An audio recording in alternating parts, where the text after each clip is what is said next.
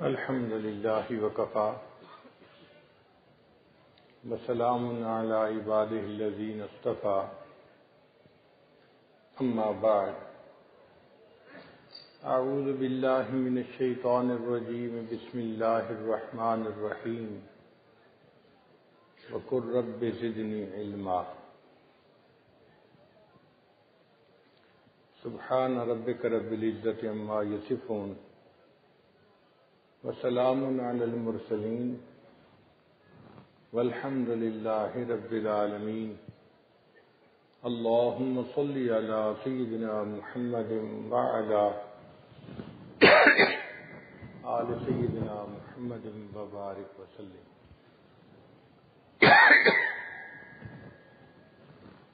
اللهم صل على سيدنا محمد وعلى آل سيدنا محمد وبارك وسلم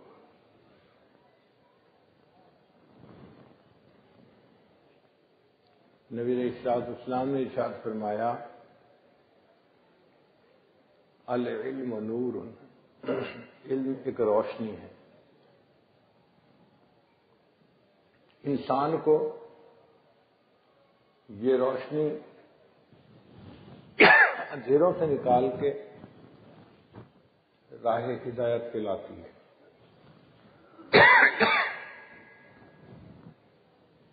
کار مسلت میں پڑے ہوئوں کو اوج ثریا پہ پہنچاتی ہے.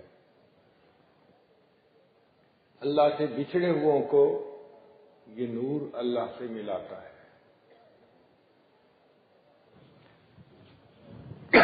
اس لیے اللہ تعالیٰ کے ہاں عالم کا بڑا اونچا مقام ہے. نبی علیہ السلام نے ارشاد فرمایا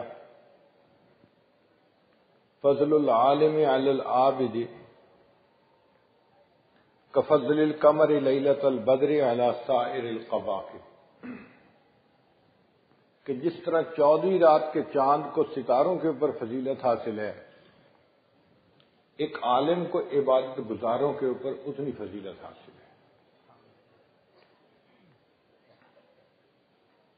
انس بن مالک روایت کرتے ہیں کہ نبی علیہ السلام نے فرمایا ان مثل العلماء فی الارض کمثل النجوم فی السماء، کہ جس طرح آسمان کے اوپر ستاروں کی مثال ہے، زمین کے اوپر علماء کی مثال اس کی مانند ہے. ابو درداء رضی اللہ عنہ روایت کرتے ہیں کہ نبی اسلام نے ارشاد فرمایا عالم کے لیے اللہ کی ساری مخلوق استغفار کرتی ہے. انہ یستغفر للعالم کل شیء حتی الحیتان فی جوف البحر، حتیٰ کہ سمندر کے اندر مچھلیاں بھی اس کے لیے استغفار کر رہی ہوتی ہیں.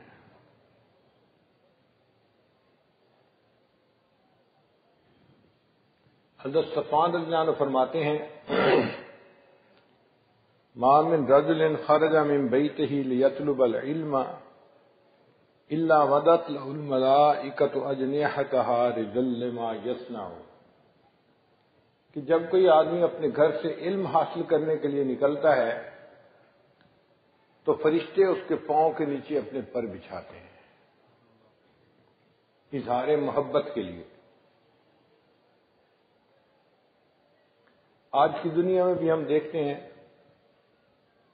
ایک ملک کا صدر کہیں جائے تو اس کے لیے جہاز کے آگے ریڈ کارپیٹ بچھایا جاتا ہے. یہ ریڈ کارپیٹ اس کی عزت افزائی کے لیے ہوتا ہے کہ ہم اس سے اتنی محبت کرتے ہیں، اتنا احترام کرتے ہیں. پہلے زمانے میں بادشاہ اپنے محبوب کے آنے پر اس کے راستے میں پھولوں کی کلیاں بچھاتے تھے. شاعر نے کہا اے باد صبا کچھ تو ہی بتا مہمان جو آنے والے ہیں.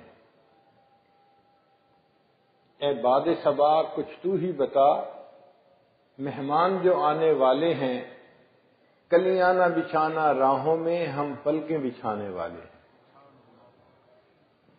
اگر دنیا دار لوگ اپنے محبوب کے راستے میں پلکیں بچھاتے ہیں تو طالب علم کے راستے میں اگر فرشتے اپنے پر بچھا دیں تو یہ کون سے تعجب کی بات ہے۔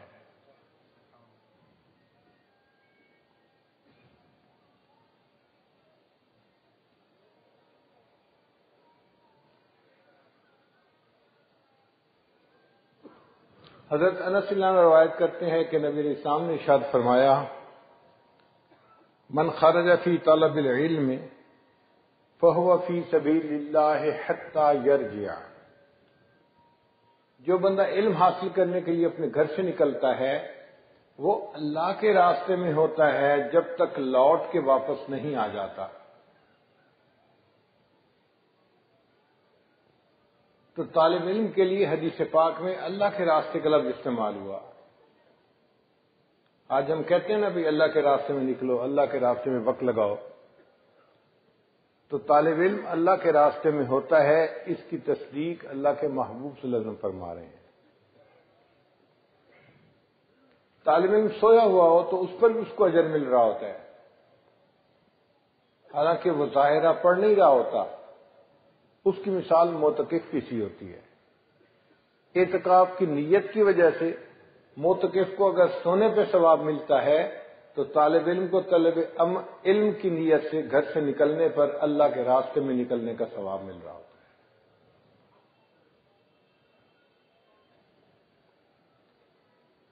جب نبی علیہ السلام مدینہ طیبہ ہجرت کر کے تشریف لے گئے تو آپ نے مسجد نبوی میں ایک مدرسے کی بنیاد رکھی۔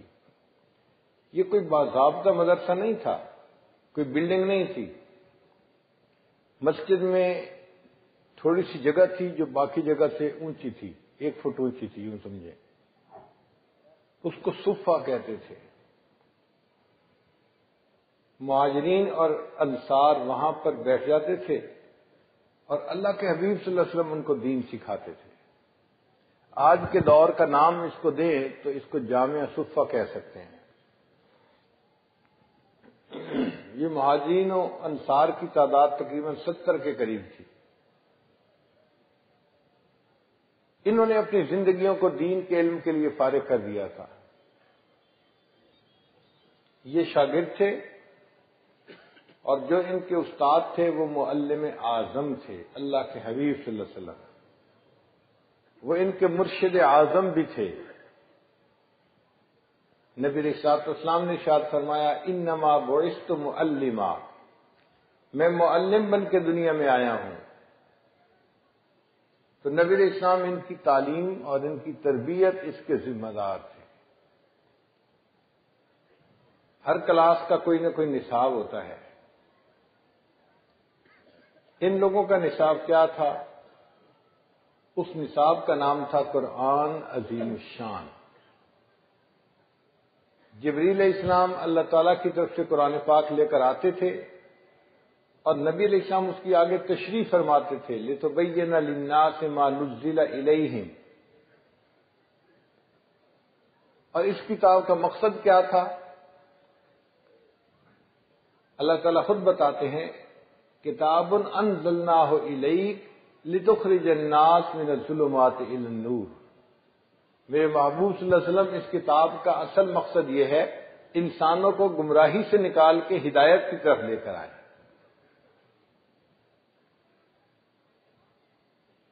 ہر مدرسے میں ٹائم ہوتا ہے، صبح 8 بجے سے لے کے 2 بجے تک، پھر چھٹی ہو جاتی ہے، پھر شام کو تکرار ہوتی ہے۔ یونیورسٹیوں کے بھی ٹائم ہوتے ہیں، کالجوں میں بھی ٹائم ہوتے ہیں۔ یہ ایک ایسا انوکھا مدرسہ تھا کہ اس کا ٹائم 24 گھنٹے تھا۔ دن اور رات کسی وقت میں بھی نبی علیہ الصلوۃ والسلام صحابہ کرام کو ملتے تو ان کو دین سکھاتے تھے۔ ایک رات اللہ کے حبیب صلی اللہ علیہ وسلم مسجد نبی میں تشریف لائے، دیکھا کہ ابوبکر صدیق عنہ تہجد کی نماز پڑھ رہے ہیں اور تلاوت سیدھی کر رہے ہیں، آہستہ کر رہے ہیں۔ تھوڑے فاصلے پہ عمر عنہ بھی تھے، وہ بھی نفل پڑھ رہے تھے مگر جہری تلاوت کر رہے تھے۔ جب دونوں نے تہجد کی نماز مکمل کی تو حاضر خدمت ہوئے. نبی علیہ الصلوۃ والسلام نے پوچھا ابو بکر آپ اتنا آہستہ کیوں پڑھ رہے تھے؟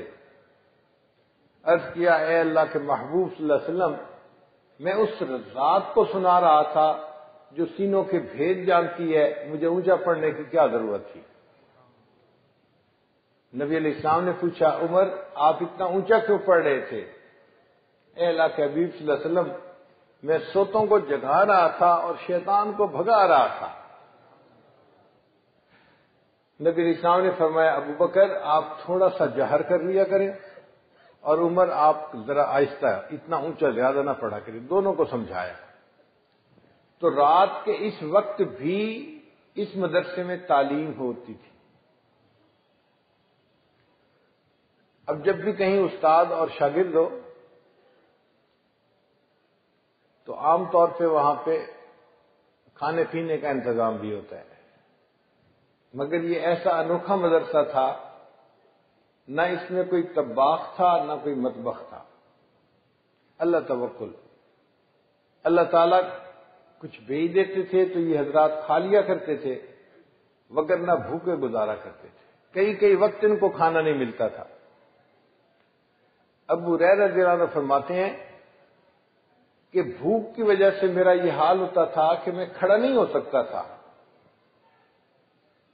پیٹ میں انتڑیاں جو تھیں ان میں تکلیف ہوتی تھی تو میں لیٹتا تھا.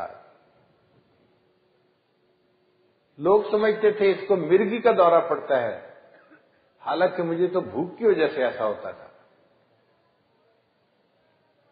بڑا مجاہدہ کیا. ایسا بھی ہوتا تھا کہ 70 آدمی ہیں اور ان کے لیے صرف دودھ کا ایک پیالہ ہوتا تھا، مگر اللہ اس میں برکت اتنی ڈال دیتے تھے کہ سب پیٹ بھر کر پیتے تھے اور دودھ ختم نہیں ہوتا تھا. یہ اللہ تعالیٰ کے ایسے چنے ہوئے لوگ تھے کہ اللہ تعالیٰ اپنے حبیب صلی اللہ علیہ وسلم کو حکم فرماتے تھے کہ ان کے پاس جا کے بیٹھا کریں، ان کو وقت دیا کریں. وَاصْبِرْ نَفْسَكَ مَعَ الَّذِينَ يَدْعُونَ رَبَّهُمْ بِالْغَدَاةِ وَالْعَشِيِّ يُرِيدُونَ وَجْهَهُ وَلَا تَعْدُ عَيْنَاكَ عَنْهُمْ. آپ اپنی نگاہیں ان کے چہروں سے ادھر ادھر مت ہٹائیں.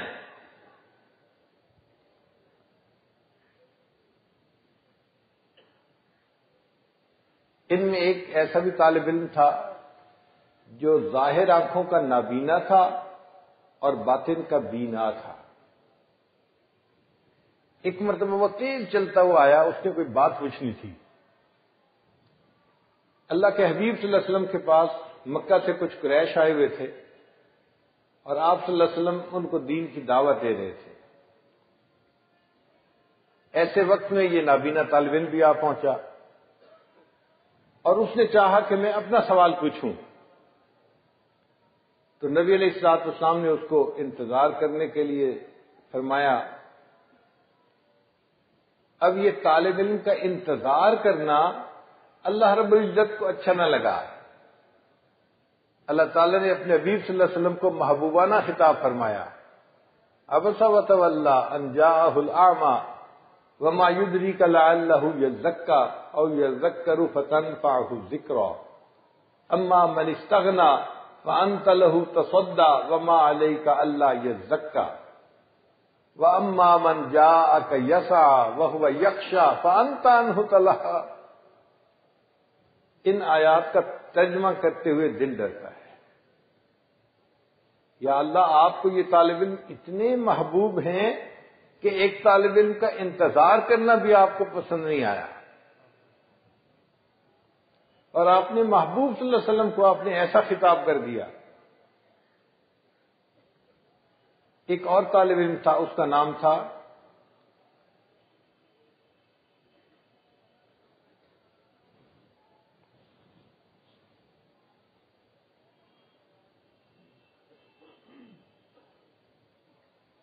ابن کعب رضی اللہ تعالی.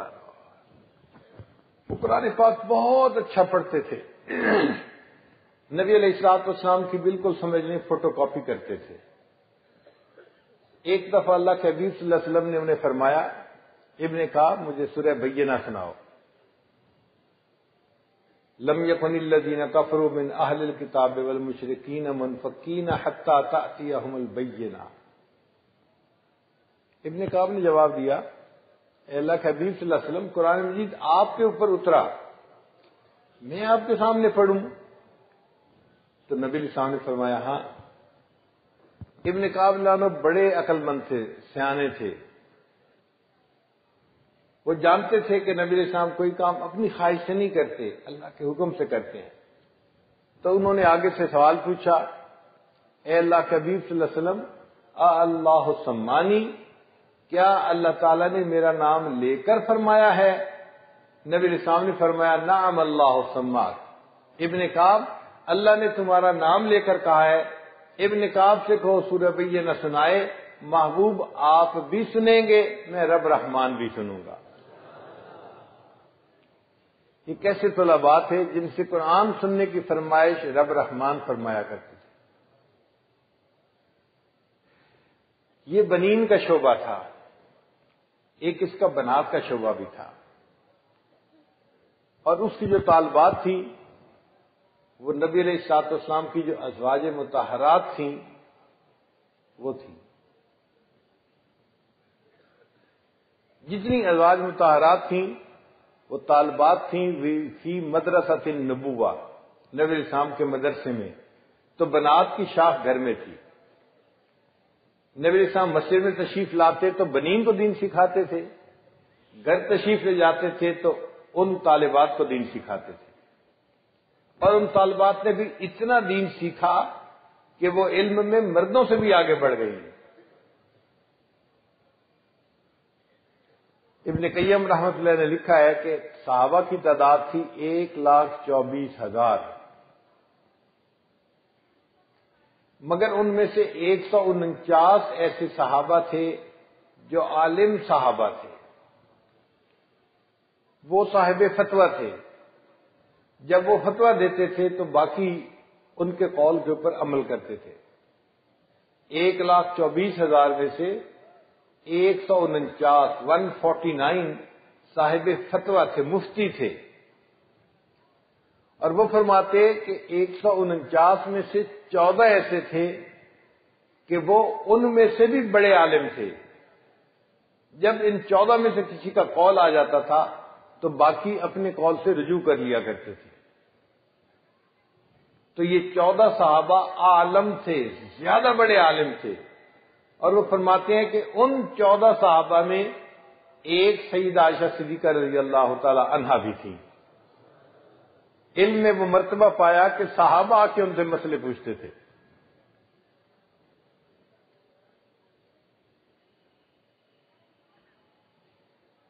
اب جب استاد ہوتا ہے، شاگرد ہوتا ہے، پڑھائی ہوتی ہے تو امتحان بھی ہوتا ہے، اور عام طور پر دیکھا ہے کہ کبھی باہر سے ممتحن کو بلایا جاتا ہے۔ جیسے دیوبند کے طلباء کے امتحان لینا ہوتا تھا تو سہارنپور سے استاد آتے تھے، سہارنپور کے طلباء کے امتحان لینا ہوتا تھا تو دیوبند کے استاد جایا کرتے تھے، تو ممتحن باہر سے آتا ہے۔ یہ جو نبی علیہ الصلوۃ والسلام کا مدرسہ تھا، جس کو ہم نے جامعہ صفہ کا نام دیا سمجھنے کی خاطر، اس کا ممتحن کون تھا؟ اس کے ممتحن اللہ رب العزت تھے۔ اللہ تعالیٰ قرآن میں فرماتے ہیں اولئک الذین امتحن اللہ، یہ وہ لوگ تھے کہ ان کا امتحان اللہ نے لیا۔ اللہ آپ نے کس پیپر کا امتحان لیا؟ جیسے ہوتا ہے نا صرف، نحو، تفسیر، حدیث، پیپر ہوتے ہیں مختلف۔ یا اللہ آپ نے امتحان لیا، مگر پیپر کا نام کیا تھا؟ اللہ فرماتے ہیں کہ پیپر کا نام تھا تقوی، اور وہ تقوی دل میں ہوتا ہے۔ تو فرمایا اولئک الذین امتحن اللہ قلوبہم للتقوی، ہم نے تقوی کی نظر سے ان کو دیکھا، جانچا، اور پھر فرمایا کہ واقعی یہ لوگ تقوی کے پیپر میں 100% کامیاب ہو گئے۔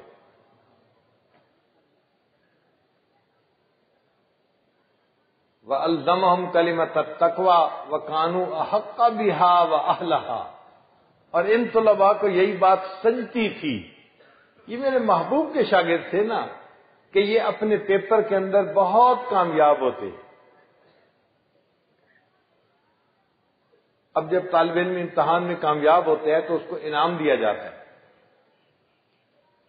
اللہ تعالیٰ نے ان طلباء کو انعام دیا اور ایسا انعام دیا کہ دنیا اس انعام کو یاد کرے گی.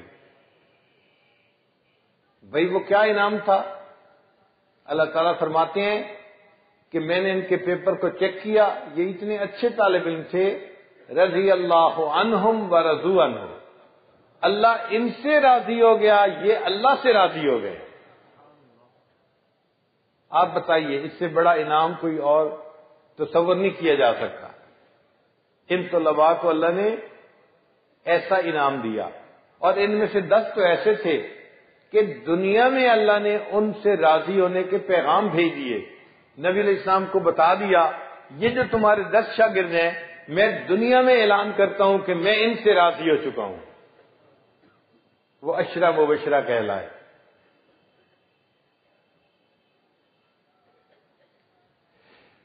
پھر اس جامعہ سے علم کا نور پھیلا اور باقی صحابہ نے ان سے دین سیکھا اور تابعین نے سیکھا.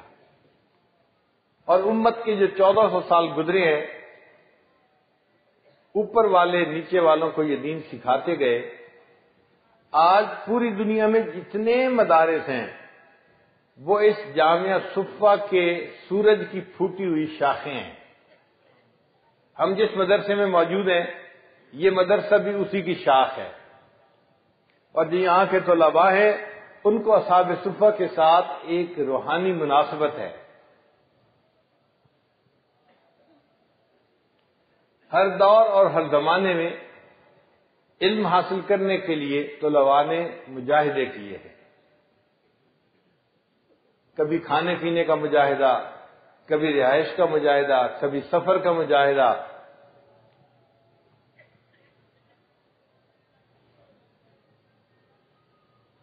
امام اعظم ابو حنیفہ رحمۃ اللہ کے ایک شاگرد تھے، ان کا نام تھا عبداللہ ابن مبارک رحمۃ اللہ علیہ. وہ فرمایا کرتے تھے کہ میں نے اپنی زندگی میں 4000 اساتذہ سے حدیث کا علم سیکھا.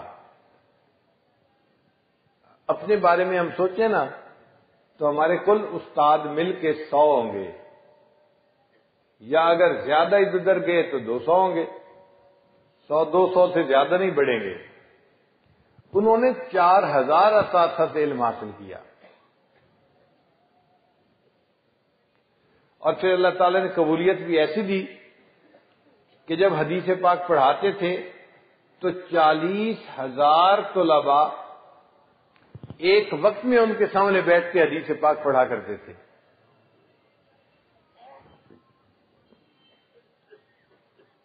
آج بڑے بڑے دارالعلوموں میں 1000-1500 طلباء ہوتے ہیں دور حدیث کے. دارالعلوم دیوبند میں بھی اس وقت 1500 طلباء ہیں دور حدیث کے. بنگلہ دیش میں ایک مدرسہ ہے ہٹھ ہزاری کا مدرسہ، وہاں پر 4000 طلباء ہیں دور حدیث کے.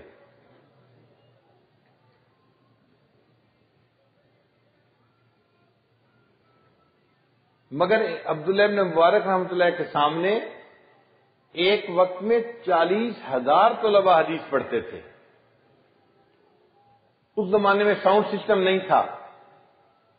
استاد حدیث پڑھتا تھا اور لوگ سن کے آگے اس کو پہنچاتے تھے. جیسے نماز میں مکبر ہوتے ہیں نا کہ وہ تکبیر کہتے ہیں تو آگے سے آگے آواز چلی جاتی ہے، تو اس طرح مکبر لوگ ہوتے تھے جو حدیث آگے سناتے تھے. حضرت شیخ الحدیث رحمۃ اللہ فرماتے ہیں کہ ان مکبرین کی تعداد 1100 ہوا کرتی تھی.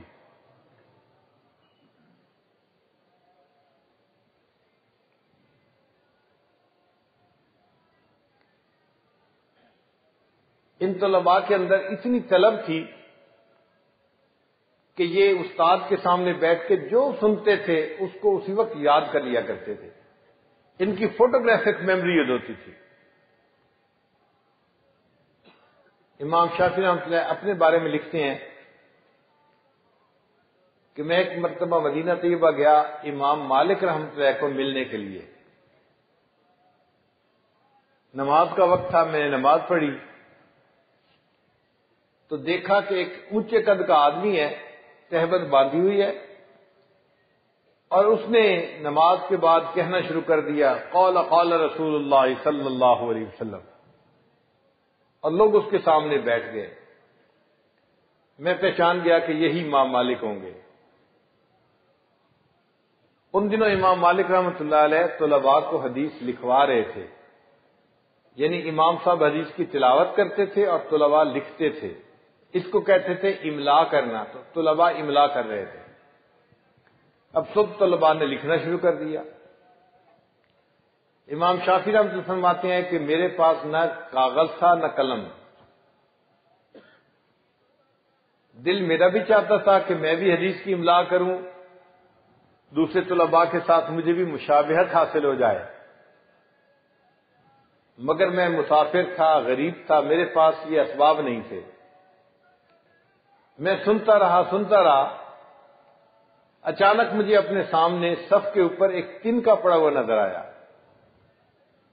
میں نے اس تنکے کو اٹھا لیا اور اپنے دل میں نیت کی کہ یہ میرا قلم ہے، اور اپنی ہتھیلی کے اوپر حدیث کی املا کرنی شروع کر دی. کبھی کبھی میں اس تنکے کو اپنے ہونٹ سے لگاتا اور نیت کرتا کہ میں قلم کو دوات میں ڈال رہا ہوں اور ہتھیلی کے اوپر لکھتا. امام مالک رحمۃ اللہ نے مجھے دیکھا کہ یہ کچھ ہتھیلی پہ بیٹھا لکھ رہا ہے. جب اگلی نماز کا وقت آیا تو امام مالک رحمۃ اللہ نے فرمایا کہ اب طلباء وضو کر لیں، نماز کی تیاری کر لیں. تو لوگ وضو کے لیے چلے گئے. میرا وضو تھا، میں وہیں بیٹھا رہا. تو امام صاحب نے مجھے اشارے سے اپنے پاس بلا لیا. مجھے فرمایا کہ اے نوجوان، تو کوئی نووارد نظر آتا ہے، تو ہتھیلی پہ کیا لکھ رہا تھا؟ میں نے کہا جی کہ میں جو آپ لکھوا رہے تھے وہی لکھ رہا تھا. امام صاحب نے کہا مجھے دکھاؤ. جب ہتھیلی دیکھی تو کچھ نہیں تھا. امام صاحب نے کہا یہ تو حدیث کے ادب کے خلاف ہے، تم یہ کیا کر رہے تھے؟ فرماتے ہیں میں نے جواب دیا کہ حضرت میں غریب طالب علم ہوں، میرے پاس کاغذ نہیں تھا کہ جس کے اوپر میں لکھتا، مگر میں ان طلباء کے ساتھ تشبہ حاصل کرنا چاہتا تھا، مشابہت پانا چاہتا تھا. من تشبہ بقوم فہو منہم. تو میں تنکے سے اپنی ہتھیلی پہ لکھ رہا تھا. تو بھی مجھے محسوس ہوا کہ امام مالک رحمۃ اللہ نے اس آئیڈیا کو پسند نہیں کیا. تو پھر میں نے کہا کہ حضرت میں دیکھنے کو اپنی ہتھیلی پہ لکھ رہا تھا، اصل میں جو آپ بتا رہے تھے اس کو میں اپنے دل پہ لکھ رہا تھا. تو امام صاحب نے کہا اچھا، پھر جتنی حدیثیں میں نے سنائی ہیں ان میں سے آدھی حدیثیں اگر مجھے سنا دیں تو میں سمجھوں گا تم واقعی بڑے طالب علم ہو. امام شافعی فرماتے ہیں امام مالک نے تو آدھی حدیثیں سنانے کے لیے کہا، میں نے شروع سے لے کے آخر تک جتنی حدیثیں لکھوائی تھیں متن اور سند کے ساتھ ساری ان کو سنا دی. تو جیسے اسفنج کو پانی میں ڈالے نا تو اسفنج پورا کا پورا پانی کو چوس لیتا ہے. یہ اس طرح کے طلباء تھے جو استاد کی مجلس میں بیٹھتے تھے اور استاد کے علم کو اپنے اندر چوس لیا کرتے تھے.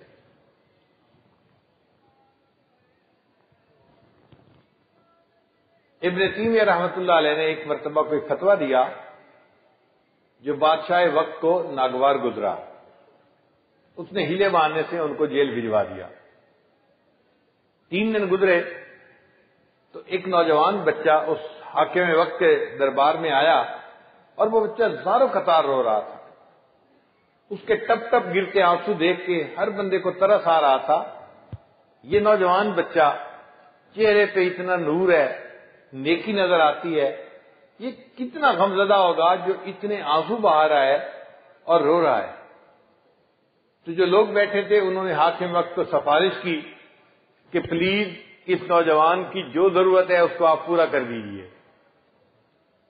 حاکم وقت نے کہا نوجوان رونا بند کر دو، تم جو فریاد لے کے آئے ہو میں وہ فریاد پورا کر دوں گا. تو جب حاکم وقت نے یہ کہا تو بچے نے کہا کہ جی میں یہ فریاد لے کے آیا ہوں کہ پلیز آپ مجھے جیل میں بند کر دیجیے۔ حاکم وقت حیران، یہ بھی کوئی فریاد لے کے آتا ہے کہ مجھے جیل میں بند کیجیے؟ اس نے پہلے بھائی تم کیوں جیل میں جانا چاہتے ہو؟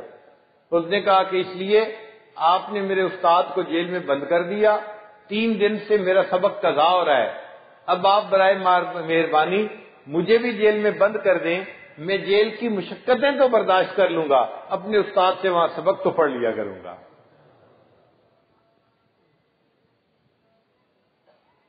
ان طلباء کے دل میں کتنی علم کی طلب ہوگی جو اپنے استاد سے سبق کرنے کے لیے جیل میں جانا پسند کرتے تھے۔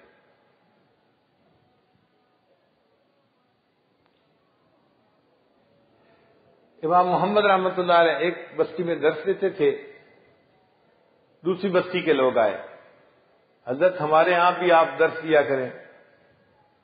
فرمایا بھئی فاصلہ اتنا ہے، میں یہاں درس دینے کے بعد اگر وہاں جاؤں تو پہنچوں گا اور پھر واپس آنا پڑے گا، تو یا پھر درس کا وقت ہو جائے گا، تو میں تو درس نہیں دے سکتا۔ ان کا حضرت ہم آپ کے لیے سواری کا بندوبست کر دیتے ہیں، آپ سواری پہ سوار ہوں اور تیزی کے ساتھ چل کے دوسری بستی پہنچیں، اور جو وقت بچے پونا گھنٹہ 1 گھنٹہ بس اس میں درس دیں اور واپس آ جائیں۔ امام محمد رحمۃ اللہ نے ان کی بات کو بھی تسلیم کر لیا۔ اب 2 بستیوں میں درس شروع ہو گیا، یہاں درس دیتے، سواری پہ سوار ہو کے جاتے، وہاں درس دیتے، پھر واپس آ کے یہاں درس دیتے۔ ایک طالب علم آیا، حضرت میں نے آپ سے ایک کتاب پڑھنی ہے۔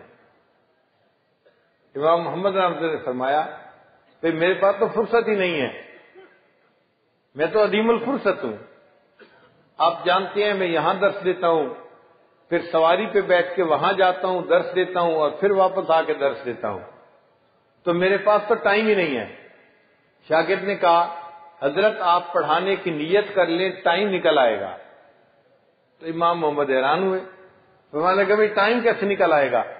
شاگرد نے کہا حضرت جب آپ یہاں درس دے کر سواری پہ سوار ہو کے جائیں گے، آپ سواری پہ سوار ہو کے سواری کو بھگانا مگر ساتھ پڑھاتے رہنا، میں سواری کے ساتھ بھاگتا بھی رہوں گا، اپنا سبق بھی پڑھتا رہوں گا۔ تاریخ انسانیت میں علم کی طلب کے ایسے قصے کوئی قوم نہیں دکھا سکتی۔ اگر یہ واقعات ہیں تو امت مسلمہ کے پاس، کہ طلباء نے اتنی طلب کے ساتھ دین کے علم کو سیکھا۔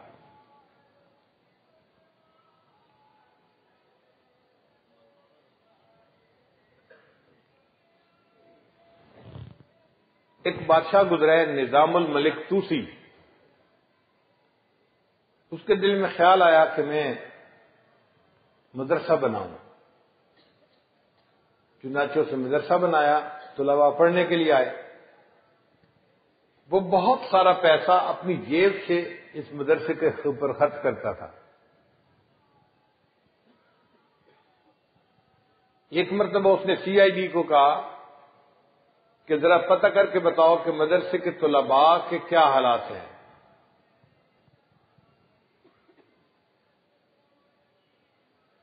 انہوں نے کہا جی کہ طلباء کے اندر کوئی اتنا علم کا شوق نظر نہیں آتا، سہولیات پوری ہیں اور طلباء کے اندر سستی ہے،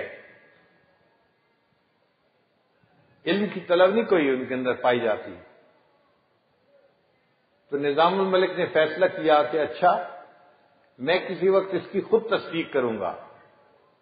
ایک رات اس نے بھیس بدلا، عام کپڑے پہنے بادشاہ کی بجائے، اور عام کپڑے پہن کے وہ مدرسے میں آ گیا۔ طلباء تکرار کر رہے تھے، ایک حلقے کے قریب پہنچا، السلام علیکم، وعلیکم السلام، بھئی آپ یہاں کیسے آئے؟ ایک طالب علم نے کہا کہ جی میرے والد شہر کے بڑے مفتی ہیں، میں آیا ہوں کہ میں بھی عالم بنوں اور اپنے والد کے بعد ان کا جانشین بنوں، میں بھی مفتی اعظم بننا چاہتا ہوں۔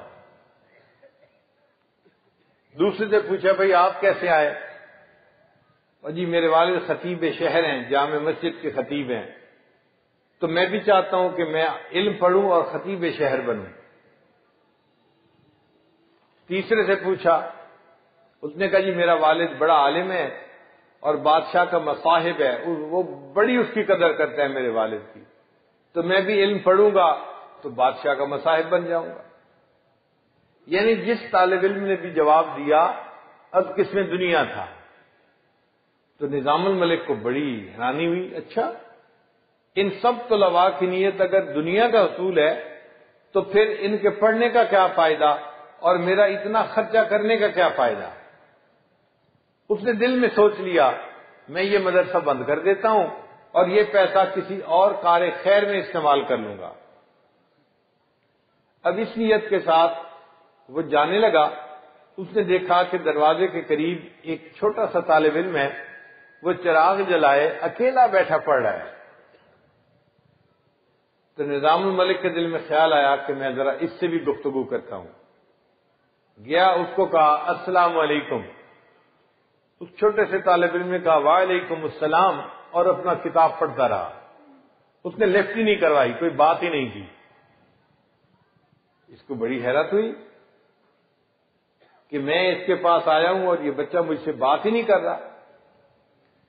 اس نے کہا بھئی بچے کیا بات ہے، تم مجھ سے کوئی بات ہی نہیں کرتے۔ اس نے آگے سے کھڑا سا جواب دیا، جناب میں یہاں آپ سے باتیں کرنے نہیں آیا ہوا۔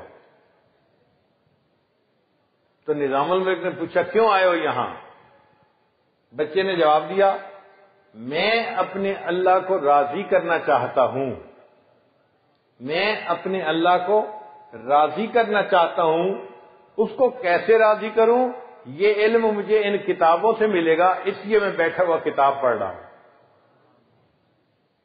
بچے کا جواب سن کے نظام الملک نے فیصلہ کیا کہ جب تک مدرسے میں ایک طالب علم بھی ایسا ہے میں اس مدرسے کو بند نہیں کروں گا۔ مدرسہ چلتا رہا، یہ بچہ تھا جو بڑا ہوا اور اپنے وقت کا امام غزالی رحمت اللہ علیہ بنا۔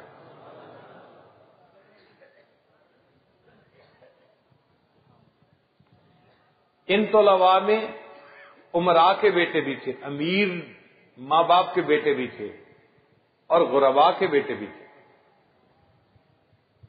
چنانچہ امام اعظم رحمۃ اللہ کے ایک شاگرد تھے، ان کا نام تھا امام محمد رحمۃ اللہ علیہ۔ یہ نواب زادے تھے، ایک بڑے امیر باپ کے بیٹے تھے اور حد سے زیادہ خوبصورت بھی تھے۔ جب ان کے والد ان کو داخل کروانے کے لیے لائے تو امام صاحب نے شرط لگائی کہ اس بچے کو اگر پڑھنے کے لیے بھیجنا ہے تو اس کو معمولی کپڑے پہنا کے بھیجنا، اس لیے کہ شکل اتنی اچھی ہے، اگر لباس بھی اچھا ہوا تو پھر نوجوانوں کے لیے فتنہ زیادہ ہو جائے گا، تو معمولی لباس بھیجیں۔ تو باپ نے وعدہ کیا۔ جب امام صاحب نے اس کو چند دن پڑھایا تو پتہ چلا کہ یہ بچہ حافظ نہیں۔ امام اعظم رحمۃ اللہ نے پوچھا محمد تم حافظ نہیں ہو؟ نہیں حضرت میں حافظ تو نہیں ہوں۔ امام صاحب نے فرمایا تمہیں پتہ نہیں ہے میرا شاگرد بننے کے لیے حافظ ہونا ضروری ہے، کیونکہ فقیہ کی نظر پورے قرآن مجید پہ ہوتی ہے، ایک ایک لفظ پہ، ایک ایک آیت پہ ہوتی ہے۔ اس نے سب سے پہلے مسئلے کا حل قرآن میں ڈھونڈنا ہوتا ہے، تو حافظ نہ ہوگا تو کیسے وہ کام کر سکے گا؟ تو امام صاحب نے فرمایا آپ جاؤ پہلے حافظ بنو پھر میرے پاس آنا۔ وہ بچہ اٹھا اور چلا گیا۔ ایک ہفتہ گزرا تھا کہ وہ بچہ پھر حضرت کو ملنے کے لیے آیا۔ امام صاحب سمجھے ایک ہفتے بعد اپنے استاد کو سلام کرنے کے لیے ملنے کے لیے آیا ہے، تو امام صاحب نے پوچھا محمد کیسے آنا ہوا؟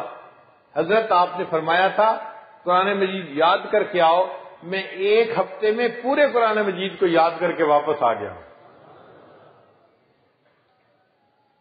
یہ ایسے طلباء تھے، ایک ہفتے میں قرآن یاد کر لیا، بہت ذہین تھے۔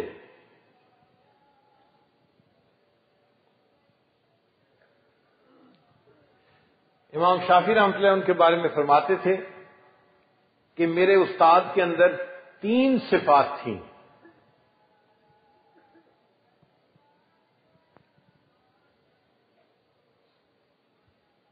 میرے استاد کے اندر 3 صفات تھیں. ایک تو جسم ان کا ذرا موٹا تھا، فربا تھے. فرماتے ہیں جس جگہ پہ بیٹھتے تھے اس جگہ کو بھر دیا کرتے تھے، اور جو بندہ ان کے چہرے کو دیکھتا تھا اس بندے کی نگاہوں کو بھر دیتے تھے. اتنے خوبصورت تھے کہ دیکھنے والا ان کو تکتا ہی رہ جاتا تھا. تو جس جگہ بیٹھتے تھے اس جگہ کو بھر دیتے تھے، جو ان کے چہرے کی طرف دیکھتا تھا اس کی نگاہوں کو بھر دیتے تھے، اور جب بولتے تھے تو سننے والے کے دل کو علم کے نور سے بھر دیا کرتے تھے. یہ امراء کے بیٹے تھے مگر طالب علم تھے. اور کچھ طلباء ایسے بھی تھے جو بڑے غریب تھے. 3 طالب علم تھے، ایک تھے طبرانی، دوسرے ابو شیخ، اور تیسرے ابن المقری رحمت اللہ علیہ. تینوں ہم عمر تھے، مسجد نبی میں پڑھتے تھے حدیث مبارکہ. وہ فرماتے ہیں کہ ہمارے پاس کھانا ختم ہو گیا تو ہم نے فیصلہ کیا کہ ہم پانی سے ہی روزہ رکھیں گے اور پانی سے ہی افطاری کر لیں گے، مگر حدیث پڑھیں گے. 3 دن تو ہم پانی سے روزہ رکھتے رہے. 3 دن کی بھوک کے بعد اتنی نقاہت ہو گئی کہ اٹھ کے کھڑا نہیں ہوا جاتا تھا. ہم کھڑے ہوتے تو چکر آتے تو بیٹھ جاتے، بیٹھنا بھی مشکل ہوتا تو لیٹ جاتے. میرے 2 ساتھی کہنے لگے بھئی ہم سے تو اتنی بھوک برداشت نہیں ہوتی، ہم تو گھر جا رہے ہیں. میں نے دل میں سوچا کہ نہیں، میں مسجد نبی سے جلدی نہیں جاؤں گا. میں مسجد نبی میں رہا. فرماتے ہیں 2 دوست تو چلے گئے، میں اکیلا رہ گیا. اب میں مسجد نبی کے اندر لیٹا ہوا تھا بھوک کی وجہ سے. دل میں خیال آیا، طبرانی تم نبی علیہ الصلوۃ والسلام کے مہمان ہو، ان کی مسجد کے طالب علم ہو، تم اپنے میزبان کو جا کے کیوں نہیں بتاتے کہ بھوک لگی ہے؟ کہتے ہیں جب یہ خیال آیا تو میں مواجہ شریف پہ سلام کے لیے حاضر ہوا. نبی علیہ الصلوۃ والسلام کی خدمت اقدس میں سلام کیا، اور سلام پڑھنے کے بعد میں نے آخر پہ اتنا کہا، یا رسول اللہ الجو، اے اللہ کے رسول صاحب مجھے بہت بھوک لگی ہے. فرماتے ہیں کہ اس کے بعد میں مسجد سے باہر نکلا. جیسے ہی میں دروازے سے باہر نکلا ایک عرب آدمی کو دیکھا، اس کے ہاتھ میں ایک ہنڈیا ہے اور روٹیوں کی گٹھڑی ہے، اور وہ میرا نام پکار ہے، طبرانی طبرانی طبرانی. میں نے اس سے کہا بھئی تم میرا نام کیوں پکار رہے ہو؟ اس نے کہا بھئی میں مسجد نبی کا پڑوسی ہوں، میرے گھر کی دیوار اور مسجد کی دیوار ایک ہے. میں دوپہر کو گھر میں سویا ہوا تھا، قیلولہ کر رہا تھا. خواب میں مجھے نبی علیہ السلام کی زیارت نصیب ہوئی. اللہ کے محبوب صلی اللہ علیہ وسلم نے فرمایا میرا ایک مہمان مسجد میں بھوکا ہے، یہ اس کا نام ہے، آپ اس کو جلدی کھانا کھلاؤ.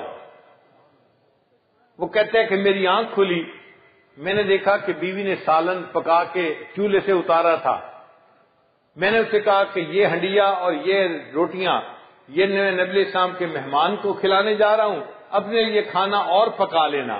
وہ اور کھانا پکا رہی ہے اور میں اس کھانے کو لے کے آپ کے پاس آیا، آپ کا نام پکار رہا ہوں. طبرانی کہاں ہے؟ وہ آئے، نبی علیہ السلام کا مہمان ہے، میرے کھانا کھا لے.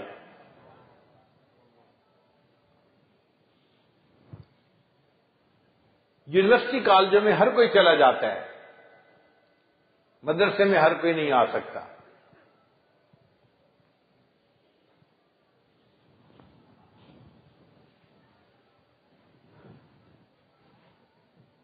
کوئی مدرسے میں آ کے دکھائے. صرف وہی مدرسے میں آئے گا جس کو اللہ تعالیٰ چنیں گے، پسند کریں گے. سلیکٹڈ لوگ ہوتے ہیں آنے والے. اور اس کا دلیل قرآن مجید میں اللہ فرماتے ہیں ثم اورثنا الکتاب، پھر ہم نے اپنی کتاب کا وارث اپنے بندوں میں سے اس کو بنایا، الذین اصطفینا من عبادنا، ہم نے اپنے بندوں میں سے جن کو چنا تھا، وہ چنیدہ بندے جو تھے ان کو ہم نے اپنی کتاب کا وارث بنا دیا. تو کتاب کا وارث ہر بندہ نہیں بن سکتا. جس پہ اللہ کی رحمت کی نظر ہوتی ہے وہ مدرسے میں آتا ہے، وہ کتاب کا وارث بنتا ہے، وہ عالم بنتا ہے۔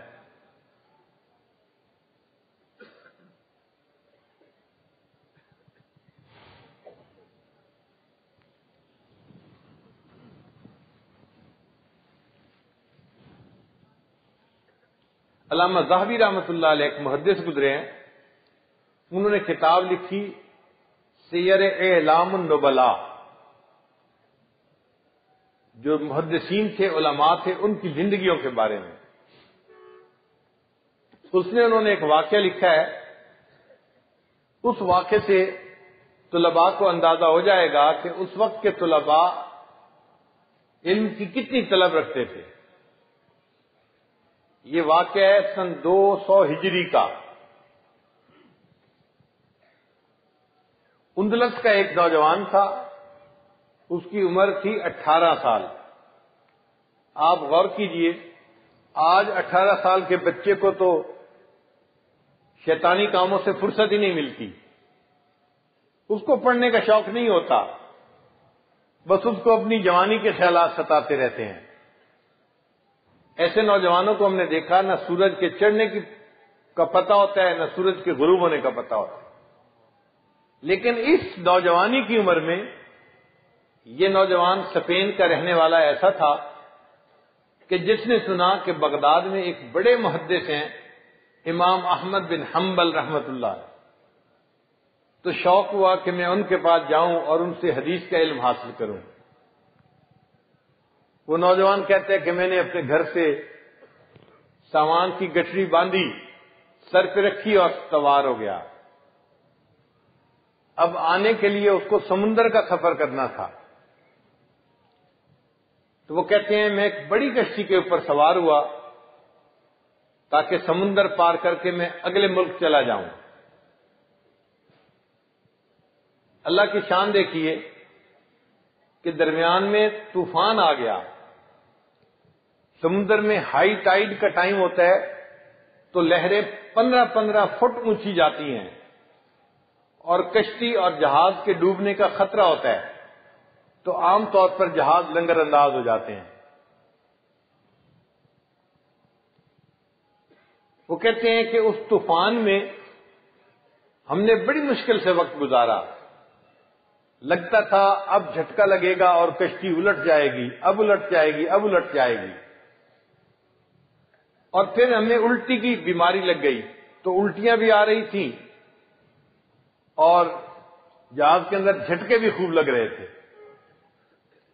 کافی دن کے بعد جب طوفان رکا اور کشتی چلی تو کشتی والا ملاح راستہ بھول گیا۔ ہم سمندر میں اتنا اندر چلے گئے کہ ہمیں کنارے ملنے کی امید نہ رہی۔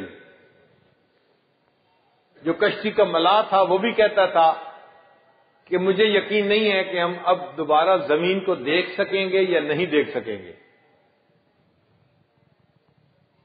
کپڑے خراب ہو گئے، کھانے پینے کی چیزیں ختم ہو گئیں اور بیماری سے ہماری حالت بہت خراب ہو گئی۔ دعائیں مانگتے رہے۔ اللہ کی شان کہ ہم ایک جگہ ساحل پر آ کر لگے تو ہم نے اللہ کا شکر ادا کیا کہ ہم نے زمین کو دوبارہ دیکھ لیا۔ جب کشتی سے نیچے اترے تو میں نے اپنا سامان اپنے سر پہ رکھا اور بغداد کا راستہ پوچھا۔ مجھے بتایا گیا کہ 1000 سے زیادہ میل کا سفر ہے، تو میں چل پڑا کہ میں پیدل طے کر لوں گا۔ 1000 میل کا سفر پیدل طے کرنا اور کتابوں کا بوجھ سر کے اوپر، چلتے چلتے چلتے کہتے ہیں تھکاوٹ سے میرا برا حال تھا، مگر ایک دن آیا کہ میں بغداد شہر کے قریب پہنچا۔ جب دور سے مجھے بغداد شہر کی عمارتیں نظر آئیں تو میں تھکا ہوا تھا۔ ایک درخت کے نیچے میں نے سر سے کتابوں کا بوجھ نیچے اتارا اور میں وہاں بیٹھا اور میں بیٹھتے ہی لیٹتے ہی سو گیا۔ پھر آنکھ کھلی تو میں نے پھر وہ کتابوں کی گٹھڑی سر پہ رکھی اور بغداد شہر کی طرف چلنا شروع کر دیا۔ راستے میں مجھے ایک بندہ آتا ہوا ملا۔ میں نے سوچا کہ میں اس بندے سے پوچھوں تو صحیح کہ امام احمد بن حنبل کا کیا حال ہے۔ سلام کیا، میں نے پوچھا امام احمد بن حنبل کا کیا حال ہے؟ اس نے کہا نوجوان کیوں پوچھتے ہو؟ میں نے کہا میں اتنا لمبا سفر کر کے، اتنی مشقتیں برداشت کر کے ان سے علم حاصل کرنے کے لیے یہاں آیا ہوں۔ اس نے ٹھنڈی سانس لی، اس نے کہا کہ امام احمد بن حنبل آج کل نظر بند ہیں، بادشاہ ان سے ناراض ہے، اس نے گھر میں بند کر دیا ہے، نہ بندہ ان سے مل سکتا ہے نہ وہ کسی بندے سے مل سکتے ہیں۔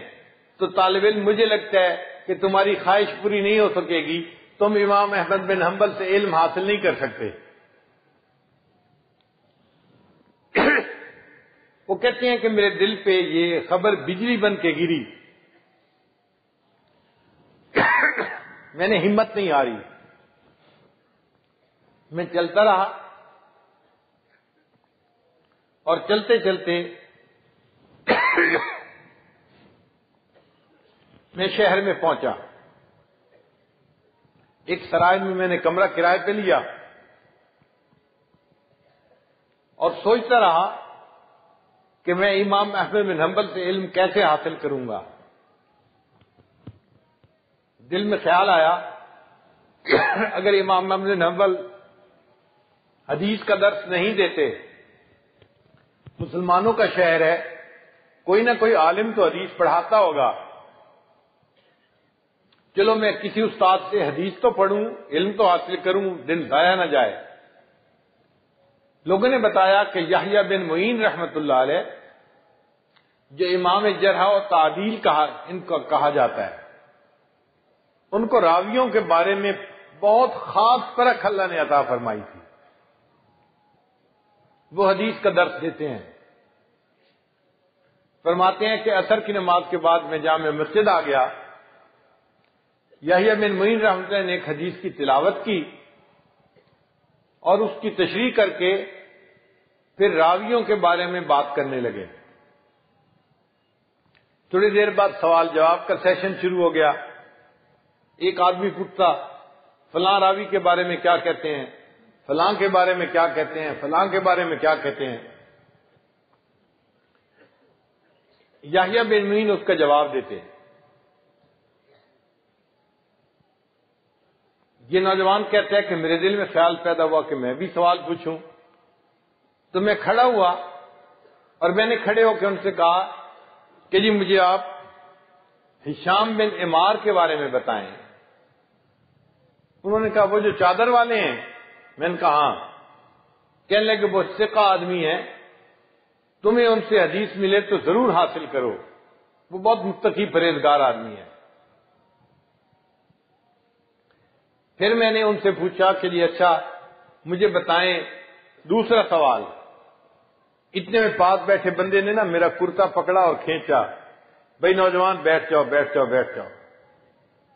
میں نے کہا کیوں؟ ان کا تمہیں پتہ نہیں یہاں کا دستور ہے، اس مجلس میں ایک بندہ ایک مرتبہ میں ایک سوال پوچھتا ہے، ایک ہی بندہ سارے سوال پوچھے تو باقیوں کا کیا بنے گا؟ اب تم ایک سوال پوچھ چکے، اب تم دوسرا سوال کل پوچھنا۔ کہتے ہیں کہ میری آنکھوں میں آنسو آ گئے اور میں نے لوگوں کی منت سماجت کرنی شروع کر دی۔ میں مسافر ہوں، نووارد ہوں، مجھے اس دستور کا پتہ نہیں تھا، اگر پتہ ہوتا تو میں اصل کوشچن پہلے پوچھتا۔ تو آپ لوگ میرے موقع دیں میں دوسرا سوال پوچھ لوں۔ لوگوں کو میری بات کے اوپر ہمدردی ہوئی، انہوں نے کہا اچھا تم دوسرا سوال بھی پوچھ لو۔ جب موقع ملا تو میں نے پوچھا یحییٰ بن معین رحمت اللہ علیہ سے، آپ امام احمد بن حنبل کے بارے میں کیا کہتے ہیں؟ اب ذرا صورتحال دیکھیے، وقت کا بادشاہ ان سے ناراض ہے، اس نے ان کو گھر میں بند کیا ہوا ہے، اور یہ ایک محدث سے جامع مسجد کے مجمع میں پوچھ رہے ہیں امام احمد بن حنبل کے بارے میں آپ کیا کہتے ہیں؟ تو یہ تو پولیس کو دعوت دینی تھی نا، بھئی آپ آؤ مجھے گرفتار کرو اور سزا دو۔ مجمع خاموش۔ کہ یہ کون آ گیا جو امام محمد بن حنبل کا نام مجمع میں لے رہا ہے. میرا سوال سن کے یحییٰ بن معین رحمۃ اللہ علیہ نے تھوڑی دیر کے لیے سر جھکا لیا، جیسے گہری سوچ میں پڑے ہوئے ہیں. پھر اس کے بعد انہوں نے سر اٹھایا اور سر اٹھا کے کہا کہ میری نظر میں امام احمد بن حنبل رحمۃ اللہ علیہ امام المسلمین ہیں، امام المسلمین ہیں. کہتے جب میں نے یہ لفظ سنا تو میں نے دل میں پکا ارادہ کر لیا کہ اب میں نے امام احمد بن حنبل سے ضرور علم حاصل کرنا ہے، مگر سمجھ نہیں لگ رہی تھی کہ کیسے علم حاصل کروں. جب درس ختم ہوا، لوگ گھروں کو جانے لگے، تو میں نے ایک آدمی کو کہا کہ بھائی مجھے امام احمد بن حنبل کا گھر دکھا دو. اس نے کہا نہ بھائی، پولیس کو پتہ چل گیا تمہیں بھی سزا ملے گی، مجھے بھی مار پڑے گی، میں کیوں اپنی ہڈیاں توڑواؤں. پھر میں نے اسے کہا کہ اچھا ایسے ہے کہ میرے ساتھ ان کے گھر کے سامنے سے گزر جاؤ اور اپنی آنکھ کے اشارے سے بتا دینا کہ امام احمد بن حنبل کا گھر لیفٹ سائڈ پہ ہے یا رائٹ سائڈ پہ ہے. میں اس جگہ کو پہچان لوں گا، پھر میرا کام میں ان سے علم کیسے حاصل کرتا ہوں. اس پہ وہ بندہ راضی ہو گیا. وہ مجھے لے گیا اور ایک گلی میں اس نے اشارے سے کہہ دیا یہ جو لیفٹ سائڈ پہ دروازہ ہے نا، یہ امام احمد بن حنبل کا دروازہ ہے. پھر وہ چلا گیا. میں اپنے کمرے میں واپس آیا. اب میں پوری رات سوچتا رہا کہ میں امام احمد بن حنبل سے علم کیسے حاصل کروں. کہتے ہیں کہ کافی دیر کے بعد میرے دل میں خیال آیا کہ میں ایک بھکاری بن جاتا ہوں اور بھکاری بن کے لوگوں سے بھیک مانگتا ہوں، اور بھیک مانگتے مانگتے میں امام احمد بن حنبل کے دروازے پہ جاؤں گا اور بھیک مانگنے کی صدا لگاؤں گا. اگر امام صاحب نے دروازہ کھول دیا تو میں ان سے گفتگو کر لوں گا. اگلا دن ہوا تو میں نے اپنا گھٹنا کپڑے سے باندھ لیا، جیسے کوئی زخمی گھٹنا ہوتا ہے نا نادار بندے کا، اس طرح. اور میں نے ایک کشکول ہاتھ میں پکڑ لیا اور باہر نکل کے میں نے بھیک مانگنی شروع کر دی. اس زمانے میں جو بھیک مانگتے تھے وہ یہ نہیں کہتے تھے مجھے روٹی چاہیے، مجھے فلاں چاہیے، مجھے پیسہ چاہیے، نہ، وہ صرف اتنا کہتے تھے اجرکم علی اللہ، اجرکم علی اللہ. اور لوگ سمجھ لیتے تھے کہ یہ محتاج ہے، اس کو چاہیے، تو وہ کچھ نہ کچھ دے دیتے تھے. کہتے ہیں کہ میں گلی میں نکلا، کشکول آگے بڑھا کے میں نے کہا اجرکم علی اللہ، اجرکم علی اللہ. میں نے محسوس کیا کہ میرے چہرے سے لگتا تھا یہ نوجوان لڑکا ہے، اور لوگ نوجوان کا بھیک مانگنا ناپسند کرتے تھے، اور میں بھیک بھی مانگ رہا تھا. تو وہ مجھے سوالیہ نظروں سے دیکھ رہے تھے، کیا برا کام کر رہے ہو. وہ سوالیہ نظروں سے دیکھ رہے تھے کہ تمہیں یہ زیب نہیں دیتا کہ تم بھیک مانگو، جاؤ محنت مزدوری کرو اور اپنی روزی کماؤ. مگر میں ان کی سوالیہ نظروں کو برداشت کرتا رہا اور ڈھیٹ بن کے میں بھیک مانگتا رہا. بغداد شہر کی گلیوں میں چلتے چلتے جب عصر کا وقت ہوا اور مجھے یہ اندازہ ہوا کہ اس وقت میں لوگ گلی میں نہیں ہوتے، گھروں میں رہتے ہیں، اس وقت میں امام احمد بن حنبل کے دروازے پہ پہنچا اور میں نے بڑی درد بھری آواز سے کہا اجرکم علی اللہ، اجرکم علی اللہ. میری آواز میں جو درد تھی امام احمد بن حنبل نے اس کو پہچان لیا. انہوں نے دروازہ کھولا. ان کے ہاتھ میں کوئی سکہ تھا جو وہ مجھے دینا چاہتے تھے فقیر سمجھ کے. انہوں نے مجھے اشارہ کیا، فقیر ادھر آؤ، یہ لے لو. میں نے کہا کہ حضرت میں پیسے کا فقیر نہیں ہوں، میں علم کا فقیر ہوں، میں علم کا طالب ہوں، اور میں آپ سے حدیث پڑھنے کے لیے آیا ہوں. اور یہ جو صدا لگائی ہے یہ تو میں نے بہانہ بنایا ہے آپ کو گھر کے دروازے پہ بلانے کے لیے. امام صاحب نے کہا کہ بھائی میں تو نظر بند ہوں، کوئی بندہ مجھے نہیں مل سکتا، میں کسی بندے کو نہیں مل سکتا، پولیس کو پتہ چل جائے گا، تمہیں بھی سزا ملے گی مجھے بھی سزا ملے گی، تو میں تو نہیں پڑھا سکتا۔ وہ نوجوان کہتے ہیں کہ میں نے امام صاحب کو تجویز دی، حضرت میں سارا دن بھیک مانگتا پھروں گا بغداد شہر میں، لوگ مجھے بھکاری سمجھیں، اور میں ایسے وقت میں آپ کے دروازے پہ آؤں گا جب گلی میں کوئی اور نہ ہو، اور آواز لگاؤں گا، آپ دروازہ کھولنا، اگر کوئی بندہ دیکھنے والا ہو تو میرے کشکول میں کوئی سکہ ڈال دینا، میں چلا جاؤں گا، اور اگر کوئی بندہ قریب نہ ہو تو 2 حدیثیں 3 حدیثیں تلاوت کر دینا، میں ان کو سن کے زبانی یاد کر لوں گا۔ امام صاحب مان گئے اور میرا ان سے تعلیم کا سلسلہ شروع ہو گیا۔ یہ بھی طلباء تھے جو علم حاصل کرنے کے لیے سارا دن فقیر بن کے صدائیں لگاتے تھے، گلیوں میں ذلت برداشت کرتے تھے، اور پھر ایک وقت میں اپنے استاد کے دروازے پر آ کر ان کو صدا لگا کے بلاتے تھے، اور استاد جو حدیث سنا دیتا تھا وہ اس کو زبانی یاد کر لیتے تھے۔ فرماتے ہیں کہ پورا 1 سال میں اس طرح امام احمد بن حنبل سے حدیثیں پڑھتا رہا حتیٰ کہ بادشاہ وقت مر گیا، اور جو نیا بندہ بادشاہ بنا اس کو امام احمد بن حنبل سے عقیدت تھی، محبت تھی، اس نے نظر بندی بھی ختم کر دی اور مسجد میں درس کی اجازت بھی دے دی۔ اب جب امام صاحب کا درس ہونا تھا تو مسجد لوگوں سے بھری ہوئی تھی۔ وہ نوجوان کہتے ہیں کہ میں بھی مسجد میں گیا، رش اتنا تھا کہ آگے ممبر کے قریب جانے کی جگہ ہی نہیں مل رہی تھی۔ میں بڑی کوشش کے باوجود دور جا کے کھڑا ہو گیا، امام احمد بن حنبل کی نظر پڑی تو امام صاحب نے لوگوں کو کہا کہ لوگوں اس نوجوان کو راستہ دے دو، علم کا صحیح طلبگار تو یہ نوجوان ہے۔ اس نوجوان کا نام تھا بقی الدین ابن مخلد رحمت اللہ۔ اب آپ غور کیجئے کہ یہ علم کے کیسے طلبگار تھے جو استاد سے حدیث پڑھنے کے لیے سارا دن بھیک مانگا کرتے تھے، اور چند منٹ استاد سے ان کو پڑھنے کے مل جایا کرتے تھے۔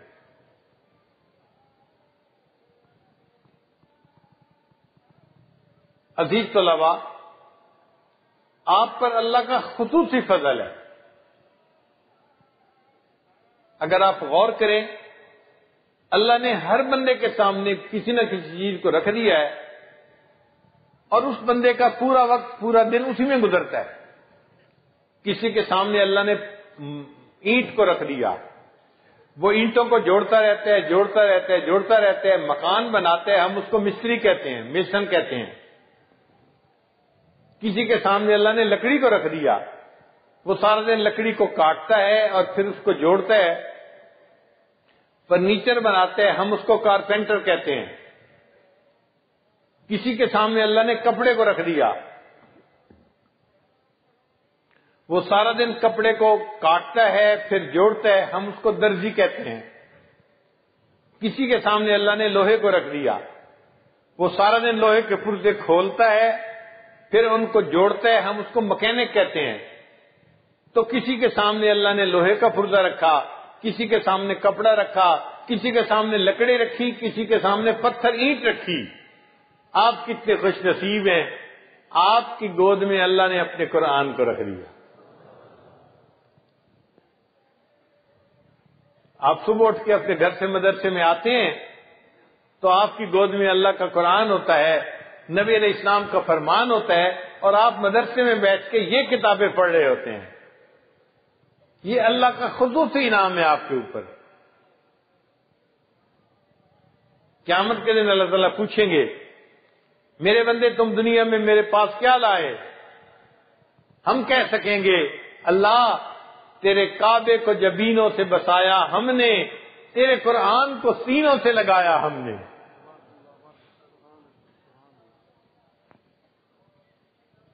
اللہ جب امت کے نوجوان صبح اٹھ کے تیاری کرتے تھے اور یونیورسٹیوں میں بھاگتے تھے، کالجوں میں جاتے تھے، اے اللہ ہم دیوانے اس وقت تیرے قرآن کو سینوں سے لگاتے تھے اور ہم مدرسوں میں جاتے تھے تیرے قرآن کو پڑھنے کے لیے، تیرے محبوب کے فرمان کو پڑھنے کے لیے۔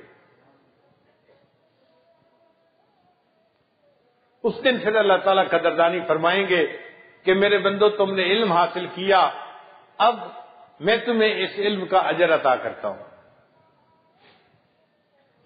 امام محمد رحمۃ اللہ فرماتے تھے اللہ تعالیٰ قیامت کے دن فرشتوں سے کہیں گے اعلان کرو علماء کہاں ہیں؟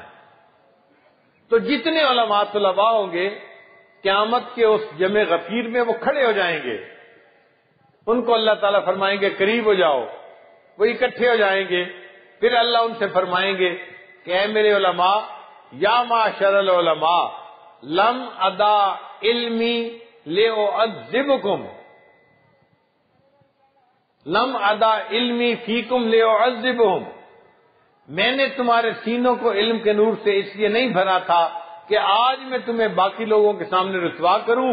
ادخلوا الجنت بغیر حساب، جنت میں بغیر حساب کے تم داخل ہو جاؤ۔ جہاں امام احمد بن حنبل کھڑے ہوں گے، امام شافعی کھڑے ہوں گے، امام مالک، امام حنیفہ رحمۃ اللہ کھڑے ہوں گے، عزیز طلباء ہم نالائق طلباء بھی اسی صف میں کھڑے ہوں گے، اے اللہ ہم نے بھی زندگی کے وقت کو علم پڑھنے کے لیے فارغ کیا تھا، ہم اصل تو نہ بن سکے، جو بننا چاہیے تھا اللہ ہم ایسے نہ بن سکے، لیکن اتنی بات ضرور ہے تیرے محبوب کی یا رب شباہت لے کے آیا ہوں، حقیقت اس کو تو کر دے، میں صورت لے کے آیا ہوں۔ ہم ایک صورت کو تو لے کے اللہ کے سامنے پہنچیں گے کہ اللہ تیرے دین کا علم حاصل کرتے رہے۔ اللہ تعالیٰ یہ شوق اور طلب